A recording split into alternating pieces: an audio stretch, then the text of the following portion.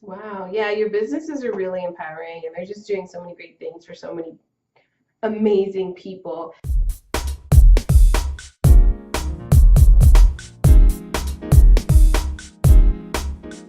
Hey, this is Lance McGowan, and Cariella Santana. that's right. And thank you so much for joining us in this series.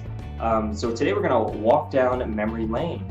And the purpose of all of these videos is really just to help you get to know us so you can relate to something or connect with a victory or a struggle that we've had in our own stories about our dads, about our moms, about what it's like to be transnational or biracial or anything like that as well. So if you know somebody that falls into one of those as well, maybe this would be a great share for them.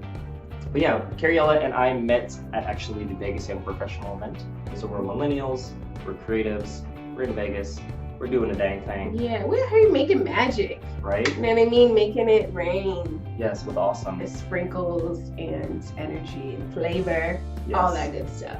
Yes. Yeah. So as you mentioned, back to memory lane. I want to hear a couple stories that you have, so we get to know you a little better. Okay, I have 3 mini stories to share with you. Number 1 is when I ran track in high school. So this is when I had hair, so be prepared. So that's me in high school. I ran hurdles, I did some sprinting, and the life-changing event happened actually when I tripped over a hurdle, and this was like senior year. I broke my ankle. I was actually on the ground, and my ankle, you're supposed to, your foot looks like this. My ankle was like that. It was like really bad, and I like snapped it back, and it was just, I tried to walk on it, and it was really bad. I was on crutches during my graduation. I had a lot of injuries due to my eyesight and just clumsiness, lack of a better word. Yeah. And so I learned to try to appreciate and care for my body after those experiences and kind of take it more easy. When I graduated from high school, this was in Columbus, Ohio. I went to Bishop Hartley, which was a Catholic high school. And then I went to Ohio State. So this is a picture of me sophomore year. Look at that fro. Yeah, so I call this my black card to show that, hey, I am mixed, Korean and black. It was in the summertime, so I was getting some more sun, and my hair was long and curly, and I had braids, and it was the first time I kind of grew out my hair and was like, what's this gonna look like? Yeah. So that was cool. Graduated with marketing and transportation major. I was the kid at college who studied a ton, worked out here and there, and went to every once in a while a white party where they drank more alcohol, and then a black party where it was like booty dancing and like mad bass drum and music. And so I liked dancing. How's the booty dancing? Like, Get a little. I don't know if they called it twerking back then, but there was plenty of that going Just on. getting it back in the day. Now Just they getting have labels, right? Yeah. Now it was getting. It was, yeah, Mm, boom, mm, right? Yes, all of that. And so, yeah, that was kind of my college experience. Graduated magna cum laude, like studied a lot. Very just into making sure I understood stuff. And then I worked for corporate America at PepsiCo for about 7 years.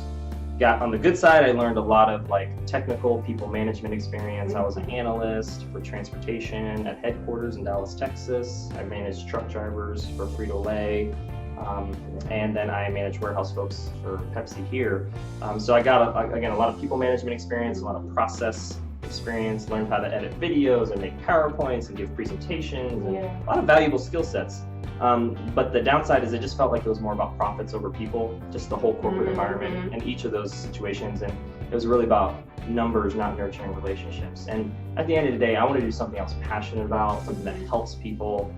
No one ever says on their deathbed, hey, I'm glad I stayed in that position another 30 or 40 years, even though I dreaded going to work every day. Yeah. And so for me, I understand that entrepreneurship is a risk, but no business has started without somebody first taking the first leap of faith there. All businesses had a founder or a set of founders who took the leap, and they, a lot of them obviously fail. The ones who do well are the ones we know about today. And so, but I keep that in mind. It's always about adding value, always about educating. And so, but all those experiences early on with high school and college and even my work experience in corporate America have really transformed the way that I have my business now. So I have a business called EduVitae. It's set up as an LLC. It's Latin for education is life, edu and then vitae. It's all about educating people so that they may have a better quality of life, may live a longer life, and maybe hopefully prolong when chronic disease hits, or maybe shorten the amount of time that it lasts. And so it's a lot of those elements. Wow. Yeah, your businesses are really empowering, and they're just doing so many great things for so many amazing people. And I love what you said, unfortunately, about the corporate America experience, profits over people, but now you're all about people and moving them forward in a healthy way. Yeah. So that's incredible. Yeah, and the key is helping people when they're ready. And so I've learned in what I do, I can't help somebody unless they want to be helped when they're ready. And so I get that aspect, and ultimately people buy from who they know, like, and trust. So it's always about building that up as well. But yes, thank you so much for thanks for sharing, man. Yeah, it's awesome. And thank you so much for listening and watching to this point. That's great that you've tuned in this far. If you haven't already, make sure to watch the other videos that we have in the series. They're going to give you a lot more perspective on our story with our dads, our moms, what it's like growing up biracial for myself, transnational for Cariella, and what it's like for you and maybe somebody you know that can relate to all of that. Hello. All right, well, thank you again for watching, and we'll see you in the next video. Bye.